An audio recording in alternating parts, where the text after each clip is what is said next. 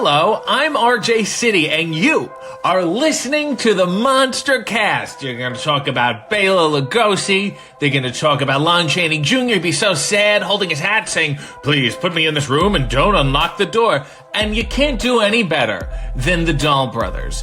Jack and Ryan, they're brothers, but they're also bros. What? Pardon? Wrestling. Well, who the hell wants to talk about wrestling? These are horror movies. It's a deep genre. It's a smart genre. Fantastic actors. Fantastic cinematography. Wrestling is just sweating and fireworks and bouncy ropes. There's nothing. How can you talk about that every week? All right. Let's see them try. Take it away, you crazy dolls. What's up, you guys? Sean Ross Sapp, Fightful here. You're watching the MonsterCast with Jack and Ryan. A big shout out to those fellas. Good people. Check them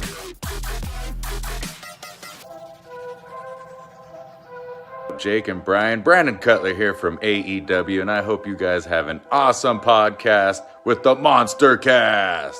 What was that? Your name is Jack and Ryan? Shut up, Jack and Ryan. Wrestling podcast? How fucking original. I mean, you're welcome.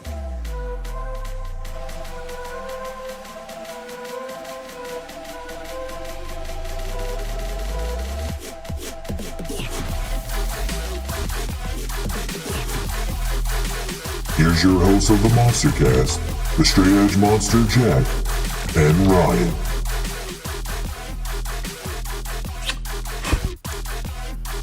Next up, we got Sakura Genesis, which happened this morning. And I don't mean right now, I mean earlier this morning. It's 11:33 here, 12 noon for you, 12:30 noon, right, for you. So, but this happened super early. I assume that you watched it. Mm-hmm. Okay, I watched it as well. I actually fell asleep the first time and had to get back up and watch it because House of Torture put me to fucking sleep. Sorry, I was like 2 matches in and I fell asleep and I woke back up and unfortunately restarted that match and watched it all. But anyway, good show though overall. Besides that match, I didn't really like that match, but everything else was pretty good. Let's talk about Sakura Genesis. Now, there's a few things that we need to discuss on here because a lot of big things happened on here. One, Zack Sabre Jr. retained his title, his TV title against Shota Umino. Shooter. Aussie Open won the tag titles in a really good fucking match and only made better by blood. Real blood. Because who's that? Kyle Fletcher that got busted open? Fletcher got busted. Yeah, Fletcher fucking did a moonsault or some shit to the outside and hit his head on the fucking guardrail. Busted his whole fucking side of his face open.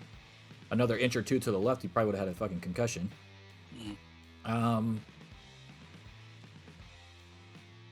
Let's talk about... Okay, so there's in the undercard part of it, we also had El Fantasma kicked out of the Bullet Club, essentially. Yeah. We don't know for sure, obviously. With everything that's been going on, I think this is the most confused I've ever been with what's going on with the Bullet Club. So you got Jay White is in AEW now with Juice Robinson, and Juice is clearly part of the Bullet Club. Jay White helped him, even though Jay White looked like he got kicked out of the Bullet Club at Battle in the Valley by fucking David Finlay. So now he's kind of still attached to him. You got Gato back in David Finlay. And then you've got David Finlay and Kenta and Ishimori fucking taking out ELP at Sakura Genesis after they won the match. They won the match, dude. ELP got the victory, and then Finlay wasn't happy about it or some shit. And then, or because ELP was taking him off of him when he was trying to do a beatdown after the match. All right, so... if you've been watching backstage promos and stuff with New Japan, this has been building up for a little bit, pretty much ever since Finlay took out Jay White, because that's what they said, that's not what they discussed or whatever. All right, so what do you think is actually going on here? Do you think ELP and Jay White are gone, or do you think this is just a thing where David Finlay thinks he's higher than he is and he's about to get humbled real quick and he's going to get kicked out of the fucking Bullet Club even though he just got in there? What do you think is going to happen here?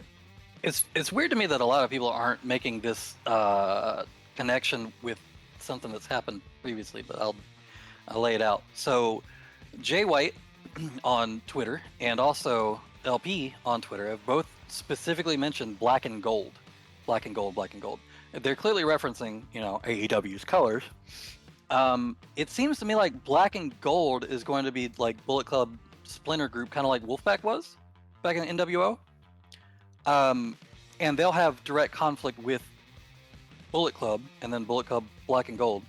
It'll be just like NWO versus NWO Wolfpack. Like it's a very similar thing where you have people in the main heel group who are kicking out people who are acting not necessarily face but cooler than the rest of the group. So they form their own cooler faction that exists essentially as like a splinter group of the original group. And end up being more popular than the base group that they spawned from. So we think this will be Jay White, Juice Robinson, ELP, Ace Austin, ELP. Chris Bay. Yeah, probably them too, since he brought it. Since I think Jay was the one who brought in Chris Bay, right? He brought in both of them, yeah. Yeah. So yeah, basically. And it's the LP's always been pretty close with Jay White too. Which is why from the start with the Finley thing and Finley beating him up, he's always kind of been questioning, like, what the fuck are you doing, guy? Like, you think you're the leader now? Like, what's going on? So yes, that seems to me like that's the story that they're telling. And that it's essentially a different faction splinter group of the same faction. This is kind of like the same thing they did in Japan when it was the Bullet Club is Fine storyline. Yeah, pretty much. It's the Elite versus Bullet Club, yes. Or the Bullet Club, goddamn, what was Tama calling them? Like the OG group? I forget. He had some name for it. But anyway. Okay, so I gotta ask you as the New Japan expert on the show, is House of Torture no longer affiliated with Bullet Club at all? House of Torture is still Bullet Club. Okay, so yeah, I didn't know that. I didn't know if they were still Bullet Club or not. Yeah, House of Torture is just it's a faction within a faction. It's not a splinter group. So it's closer to the Elite then. Yes. Okay. All right. So. And all right. So so what we're talking here is House of Torture probably not getting involved in this particular feud between Black and Gold and New Japan Bullet Club. This is more David Finlay, Kenta Ishimori versus ELP, Jay White, and Juice Robinson type deal. Not even necessarily directly versus in the sense that I'm not sure how much crossover, how often they'll meet. Well, we got Forbidden Door 2 coming up. Yeah, but that's going to be once a year. I'm just saying, for this specific purpose. I mean. And Jay White, as a condition of losing to Kingston, technically isn't allowed to wrestle in New Japan. So yeah, but that's what I'm saying. Forbidden Door 2, he can wrestle at Forbidden Door 2, though. That's not New Japan. That's AEW and New Japan. I understand, but to tell the story, you would need more than one pay-per-view a year. So we'll see. And they may even do something where Tama Tonga joins. But didn't he say he couldn't wrestle unless... Oh, no, that was Jay White. He had to get Jay White's permission. It wasn't the other way around. Yeah, yeah. I don't think it was a permission thing on the Kingston to Bayside. Okay, well, good insight there. So yeah, that'd be cool if we go black and gold BC. That'd be cool.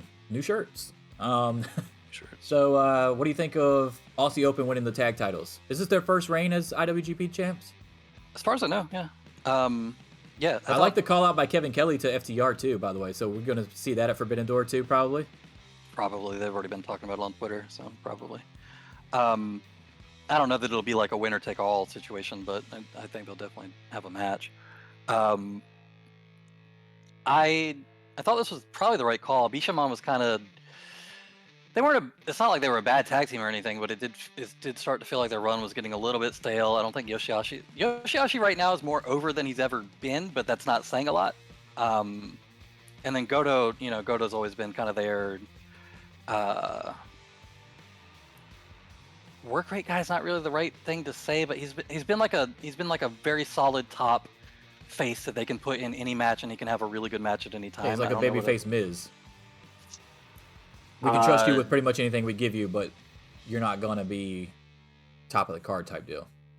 I mean, he's been top of the card before. Yeah, briefly.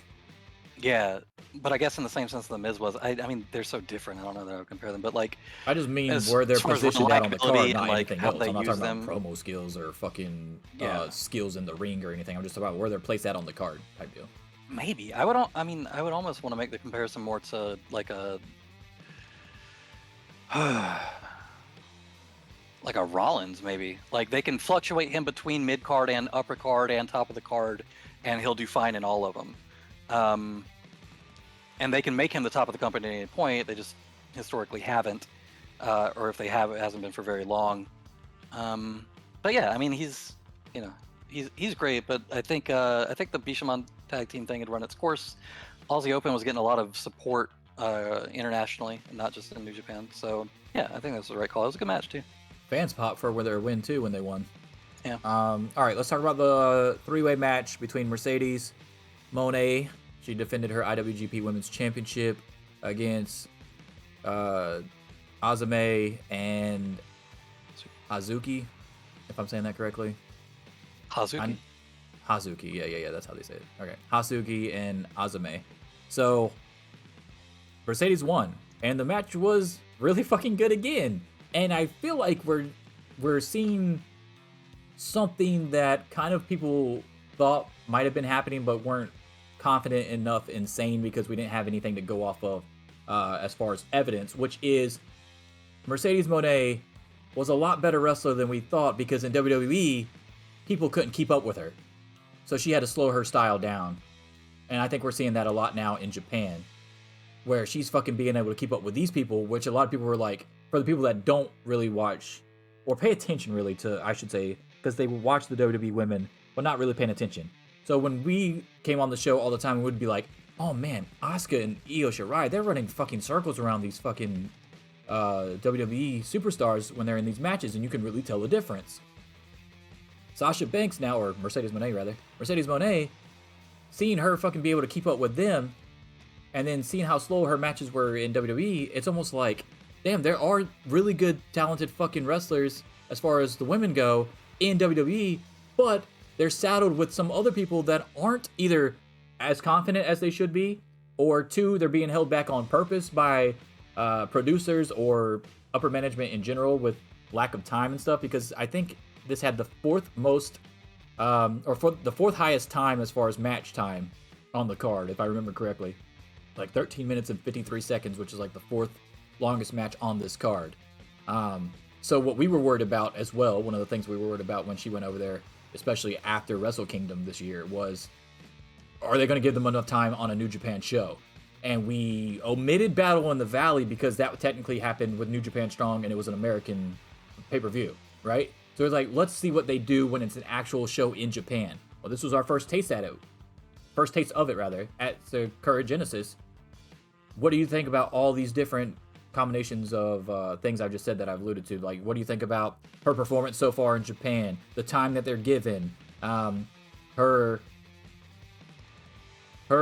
and then also keep this in mind, with Kairi, we were like, okay, yeah, that's cool, but you've worked with Kairi before. She's never worked with these two. So what did you think of the overall quality of this triple threat match? I thought putting her in there with, especially someone like Azumi, really showed how, I'm trying to think of a nice way to say this, because I know that people will take this the wrong way if I don't word it exactly right. She's not on their level. A lot of her strikes were really ugly, like completely whiffing, and then they still had to sell for them because she wouldn't acknowledge the whiff and then try to do another strike to set up. There were just spots in the match where I was like, she felt... It was mostly the striking sequences to set up the next move, where I felt like she was either too scared to be as snug as they are, or I don't know what it was, but there were multiple instances in that match where I was just like, fuck, like that looked really bad. And then they had to sell it because she would keep going through the sequence instead of redoing the hit. But as far as comparison to, most of the women in WWE or anything like that, I mean, sure, it showcases that she's better than them, but that's not the bar that she has to live up to anymore. And there were definitely spots in this match where I was like, fuck, that was so sloppy compared to what the people she's working against are doing. like I said, most of the striking sequences, like the kicking stuff, the reversal out of the gory special looked really ugly because she did too long of a pause. Like it was spots where it was like she was taking like a second and a half, 2 seconds to think after something happened, and it just looked really stop, start, kind of jerky. That could be a language thing. It could be a just having not really worked them before thing. Yeah, and that's what I'm talking about, because I'm taking that in consideration big time. So it's two people that speak a different language than you, and even if you rehearsed it before a million times, you still have no idea when they go full speed, right? So it's a timing thing, it's a language thing, it's all this shit going into it. So I take those things into consideration as well. So I actually really enjoyed the match overall. I didn't think it was bad, but your question is essentially like, is she showing that she belongs there? Is she saying, is she proving that she was always better than, what WWE was giving her? Is essentially what you're asking. And Let's put it this way. If I take Becky Lynch and take her out of WWE and put her in that same scenario, you think she's going to do just as good as Sasha? Because I don't. Yes, actually I do. I don't. I think Becky is overrated. I think a lot of Japanese women's wrestling is very heavy on strikes and making the strikes look good, and I don't think Sasha or Mercedes does that very well, and I think Becky does it better than her. Rhea does it really good too. Who? So Rhea Ripley. Oh no, I was about to say there's only a few. There's only like three. There's only like 3 women in WWE right now that I would put over there, that I'd be able to lift up out of there, put in that same situation, and be just as good as Sasha or better, and it would be Rhea, Asuka, and Io. And 2 of those have what in common? They were already over there. So I don't think Becky would do as good. I don't think Bayley would do as good, and I love Bayley. I don't think Charlotte would do as good. So I think she's actually proving the doubters wrong in this case, as far as how she's been able to hold up over there. I mean, I don't think she's bad. I'm not saying she's bad. But yeah, I mean, I find it fascinating that you think Becky is that good. Yeah, I think Becky's strikes are a lot tighter than Sasha's. I think they always have been. I think that she works better with a wider variety of people. I'm not saying Sasha Banks can't go in and have a great match with someone. I'm not even saying that this wasn't a great match, but I think there were a lot of holes in this match that became pretty obvious. Also, you have to remember too, Becky's whole wrestling experience isn't fucking WWE. Whereas aside from, I think, like 1 year, maybe 2 years of some smaller indie stuff, like in the New England area, I don't think Sasha or Mercedes, Sasha at the time obviously, ever really did anything else. But in her early wrestling career, Lynch actually I'm pretty sure did she was in Shimmer or Shine at some point. Who? Mercedes. Don't think so. Now, it's funny you mentioned that, though, because Becky Becky did have a brief period where she was in Shimmer. She was doing a lot of more of the Canadian women's wrestling stuff. Yeah, so it's coming from different places. I think Becky had fucking some crazy amount of time on the indies before she was ever in NXT. It was almost like 10 years. It's just different. I think that's why maybe that's why I see them differently when I see them do stuff. I was thinking NWA apparently. My bad. But yeah, no, Becky actually has done Shimmer stuff before. It wasn't for very long, but she did. But she was on the indies for like at least 10 years doing other stuff. So yeah, I think she would go over there and do fine. Like her strikes have always looked better than Mercedes. I don't think so. I think she's overrated. Okay. I think she's overrated. I think people put her on this pedestal that she definitely does not deserve to be on. Well, I only say that because that's the person you asked about. No, I agree. I mean, I understand that, but what I'm saying is, I wouldn't. If I put Becky over there in that match that just happened at Sakura Genesis, I don't think it would have been as good. I think if you put Charlotte over there in that match, it wouldn't have been as good. I agree with that too. But I think Becky would have probably done better. Yeah, we're going to disagree on that one for sure. Okay, so let's get to the main event, which we're also going to disagree on, I'm sure, because there's no fucking way that Sanada should have won this match. I you're out don't of your like mind. Sanada. It's no know, secret that's why- on the that's why you show. think I'm that. not a fan of his. I don't think he should have beat fucking Okada of all people. I do not like this outcome. I was not happy that I stayed up and watched this. Hater. Yeah, I sure the Just fuck a am. I am hater. glad that Master Wado lost, though. That was awesome. He didn't lose. He allowed his opponent Okay. to taste victory at a smaller show Yeah, okay. to save his energy for Wrestle Kingdom. I was so happy he lost. He didn't lose.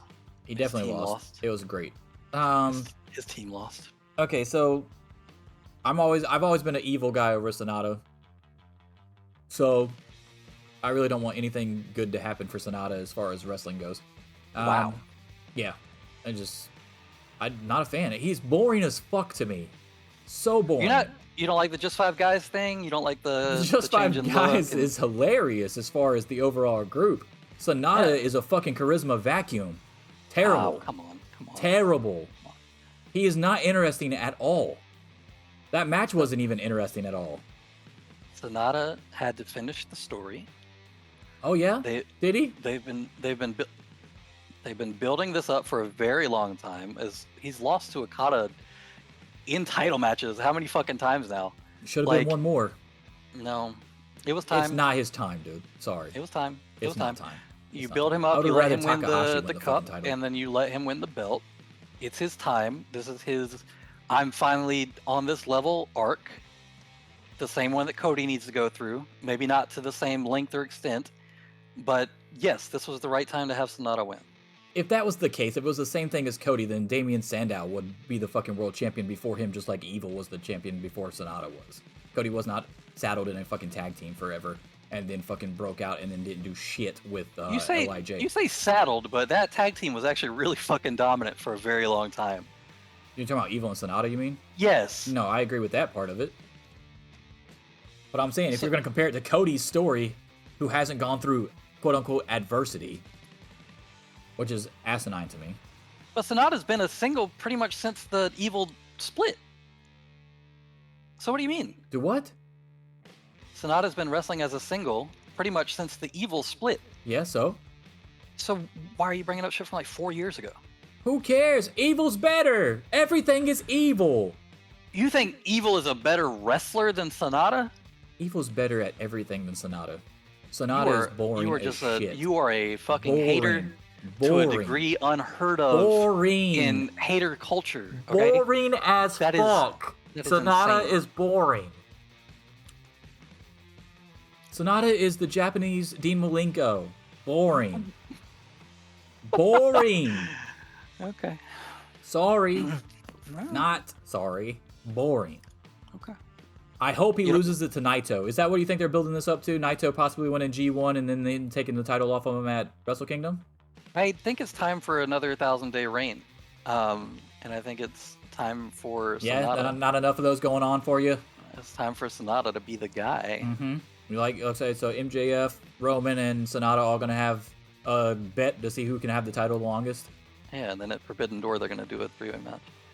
I don't know what your fucking hate of Sonata's about. I don't like him. He's boring. What do you not understand? I can't make it any more simple than that. He's boring. That's why I don't Boring at- like him. Boring at what? At wrestling, at his character, which is not even his fucking character anymore. His new character is worse than his fucking old one. He's a guy. Yeah, he sure is. He One sure of is. just That motherfucker five came out. guys. That Ric Flair robe was, or Rick Rude robe, or whatever the fuck he was wearing. That was supposed to make me interested in him. Hey, that robe was cool as fuck. The blue one? Yeah, the only one he's worn. Yeah, Yeah, I'm making sure we're talking about the same one. Come on. That thing is cool as fuck. that don't make me interested in him. Okay. Boring. As soon as he takes the robe off, guess what? Boring Sonata. Because you shaved and dyed your hair back to its regular color, I'm supposed to fucking find you interesting? No. It's growth. What do you think okay? they do with Sonata, for real? You wanted Asuka to win because she got some new fucking face paint. I wanted Asuka to win because Asuka's fucking amazing. So Asuka Sonata, should never been losing in the first place to even have to go to an old fucking character. Listen. Sonata's good. You're a fucking hater. You would understand this. If you I've weren't watched such a enough hater. Sanada matches to know that he's boring. Okay. In fact, I'd have him drop the title to Taka Michinoku next show. But keep it within the 5 guys, so we can still have it in the group, but have him drop it to Taka. Okay. There's a reason why like everybody else had the fucking mic Listen, longer than he did when he won. You can't make a case to a fucking hater, right? Like, what am I supposed to say? It's just you think he's boring. I just Okay, want to know fine. what you think they should do with him going forward in a serious light, because he's not going to have it for 1,000 days. So, do you think they give it back to Okada?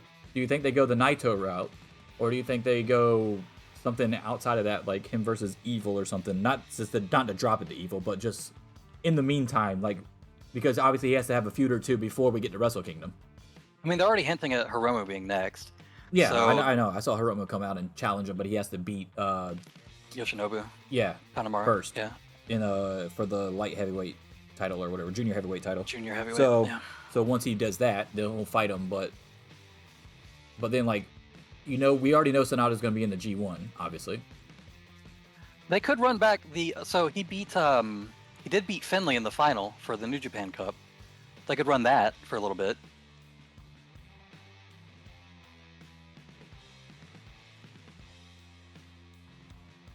The G1, they announced the G1 dates and shit during this show. Mm-hmm. Yeah, same time of year it always is. But he doesn't necessarily still need to be champion at the G1. They have shows before then. It'll be interesting to see who's in the G1 this year too, because I don't think Osprey's going to be in it because he's still hurt, and I don't think they're going to want to jeopardize anybody missing Forbidden Door. I know Danielson really wants to do it, but I don't know if they would let him. That's so much. He's in the middle of a huge feud right now too, though. Yeah. I also don't know if they would let him just because it's so much wrestling, so back to back and so stiff, and he would put the pressure on himself to be having the best fucking match every night he goes out for whatever block. So hey, you can continue the story by putting him and Omega in it. That'd actually be good, but then it kind of overshadows the entire point of the G1, which is usually No, I don't mean you can put them in the same group though. You don't have to put them in separate groups and then be like, oh, that's the final or whatever. Yeah, maybe. Yeah, okay. I don't know. Like, I don't have a problem with Sonata Reign. I think there's a lot of stuff you can do out of it. Finlay makes the most sense, given that he beat Finlay for the New Japan Cup. You're gonna have the Hiromu thing at some point after that. Then probably 1 or 2 people will beat him in the G1, and he'll have to go against them because obviously every time they do that, somebody gets a claim to the belt or to a title match at some point before Wrestle Kingdom. He could lose it between now and Wrestle Kingdom. I could see them doing that. Yeah, I mean, I don't. Yeah, just because someone wins at Genesis or whatever doesn't mean they automatically get it at Wrestle Kingdom, or will have it at Wrestle Kingdom, I should say. Yeah. So I agree with that, but I just feel like the natural progression is Naito versus him for the title because that's the group that he left. Yeah. I mean, and he also left right after beating Naito in the tournament. And you got and I think the Takahashi challenge afterwards helps with that story with Naito as well, because you're literally going to go and fight potentially an LIJ guy out the gate, and it's the same kind of thing that they did with Evil when Evil left. But they're doing so. If you noticed with Hiromu's challenge, it wasn't like there was bad blood between them. It was like a, hey buddy, hey friend, guess what? So it wasn't exactly like the. Well, and Evil I could thing say where the it was same like thing about Evil. Takahashi didn't hate Evil either, because Evil was the one that was always carrying around his jacket and shit when he got hurt. He did. No, he was not. He was not still good with Evil after that because of the way that Evil turned. Like, it hurt his feelings. Whereas this one's more like, okay, you left. We're still cool. That's how it reads to me anyway. I don't speak Japanese, but yeah. I think they could do the Finlay thing. I think they do the Hiromu thing. I think Naito is the logical storyline Like choice. I think in-game you have story, Naito yeah. beat him in the G1, and then that give him a claim to a match, and then maybe have Naito win, because then whatever the Wrestle Kingdom match is becomes bigger by it being Naito headlining instead of Sanada. Which, for whatever I might say about Sanada, maybe it finally being his time to be at the top of the card, it doesn't necessarily mean that it's his time to be top of Wrestle Kingdom. Question, because there's one thing that we haven't mentioned in all this. Okada. What do we do with Okada? Yeah. Okada is one of those people and always has been. Like, this is actually his shortest reign, I think. I think it was his shortest world title reign that he's ever had. There's a lot you can do with him. Obviously, they probably want to set him up for something at Forbidden Door. So, I'm not sure. Maybe him and Tanahashi get together, do something. Who knows? There's a lot, because Tanahashi was talking about reforming their team or whatever at some point earlier in the year. So who knows, man? Okada can do everything, and he'll always be fine. Okada mentioned something about it at Battle in the Valley as well, about reforming the team. So yeah, if they reformed the team and they had the dream tag team match at Forbidden Door, I think that would be cool. Maybe the Bucks versus Okada and Tanahashi. Take him off Aussie Open. Like, there's a lot or against fucking Claudio and Mox, since last Forbidden Door was Tanahashi versus Mox. Yeah, that'd be cool. Yeah, I could see that happening too. That'd be sweet. Because I don't all think signs are pointing towards Omega versus Ospreay 2. Mm-hmm. But then, of course, you also have the fact that it could happen before that as well. I think Omega Ospreay 2 will probably be for the US IWGP title, assuming Ospreay's cleared. Kenny wins again, and then that sets up their third match at Wrestle Kingdom, where Ospreay finally gets the win, and it's like, okay, I've climbed that mountain finally, and I took the belt back from him at the biggest show that we have for the company that I am being the flag bearer for. So, as far as I think Forbidden Door 2 is going to be fucking insane if nobody gets hurt. Because you got to remember, Forbidden Door 1 won the show of the year, pay-per-view of the year, and had a shit ton of injuries where we had to change a ton of matches before it all was said and done, right? So you didn't have Danielson there anymore. You didn't have Omega there anymore. You didn't have oh my god, there was somebody else too. Somebody else big. Oh, Punk. Punk was not there. He was supposed to fight Tanahashi. So you had all these injuries attached to that show, and everybody's like, damn, man, that kind of sucks. And then the show went out, and this still was the best show of the year. So like, if we can avoid those injuries this time around, holy shit. With all the stuff that they've been building up on the outside in the two promotions, this could even be bigger. This could be one of those few instances where the sequel is better than the original. That's going to be fucking nuts. I'm very hyped for you. I already got my tickets, baby. What grade did we give Sakura Genesis overall, though? I mean, every match on it was fairly good, except for the House of Torture match was terrible. Yeah, that one wasn't great. I didn't watch the I didn't watch all the undercard, so I can't speak to that. But as far as the main card, I thought it was all good. I mean, it was probably like a B plus. I was gonna say B plus too. That's exactly what I was about to say. B plus for Sakura Genesis 2023. I wasn't crazy about the Takahashi Robbie Eagles match. That went a long time too. That went like 20 minutes or something. That was nuts. I felt like it was a good match. It was a little long. I felt like the ending kind of came out of nowhere when it did come. It was one of those matches, kind of like what was the match that I mentioned? Oh, the Sami Zayn Owens versus the Usos, where I would give them the 4.75 instead of the 5, like I gave Rhea and Charlotte, because I didn't know who was going to win between Rhea and Charlotte. I knew who was going to win between the Usos and Owens and Sami Zayn. I knew Takahashi wasn't losing that fucking match. So I think that was, and then you go out there and fucking wrestle for 20 minutes. I'm like, oh, this is kind of dragging on, honestly. I mean, like you said, it was a good match or whatever, but I never at any point in the match thought Robbie Eagles was about to come out of here with this fucking title. Hey guys, did you like that video? If so, don't forget to subscribe to the channel. You can also catch full episodes of the MonsterCast on Spotify, Apple Podcasts, and Google Podcasts. And you can also catch us live every Sunday on Twitch. All links in the description below, along with some sweet merch from yours truly, the MonsterCast. Deuces.